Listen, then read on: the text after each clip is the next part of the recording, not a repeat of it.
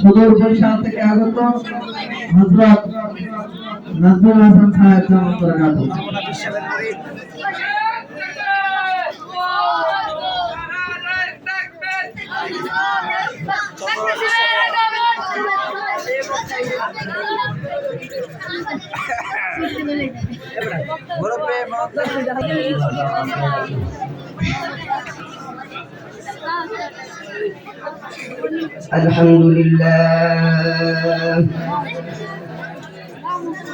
الحمد لله كفى وسلام على عباده الذين اصطفى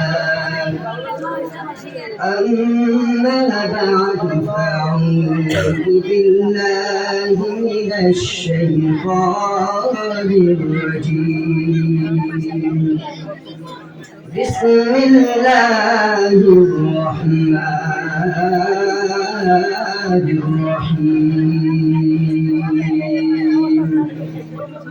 يا أيها الذين آمنوا استعينوا بالصبر والصلاة إن الله مع الصابرين وقال رسول الله صلى الله عليه وسلم الصبر ضياء أو كما قال عليه الصلاة والسلام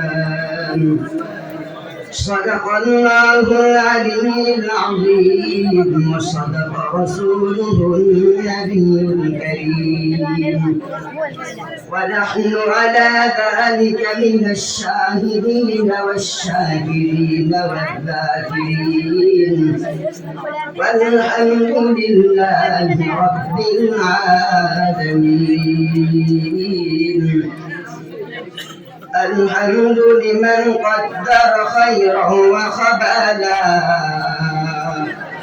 والشكر لمن صور حسنا وزمالا والشكر لمن صور حسنا وزمالا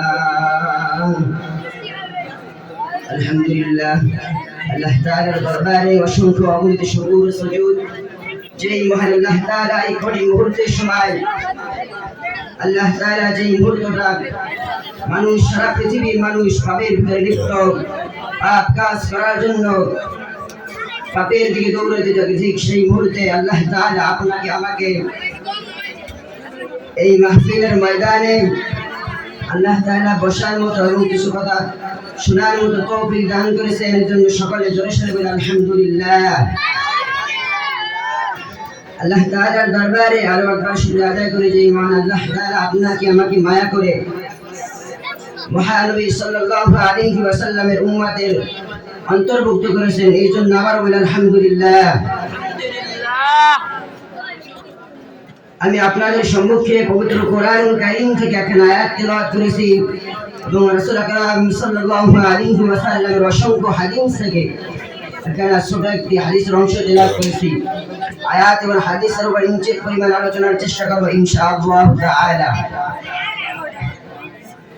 আল্লাহ তাআলা পবিত্র কোরআনে ইরশাদ করেন يا أيها الذين آمنوا استعينوا بالصبر والصلاة إن الله مع الصابرين আল্লাহ রাব্বুল আলামিন বলেন হে ইমানদারগণ তোমরা আমার কাছে নামাজ ও ধৈর্যের মাধ্যমে সাহায্য প্রার্থনা করো। অন্য আয়াতে আমার মালিক বলেন যে আমি ধৈর্যশীলদের সঙ্গে আছি। রাসূল আকরাম সাল্লাল্লাহু আলাইহি ওয়াসাল্লাম হাদিসের মধ্যে ইরশাদ করেন যে ধৈর্য হলো আলো।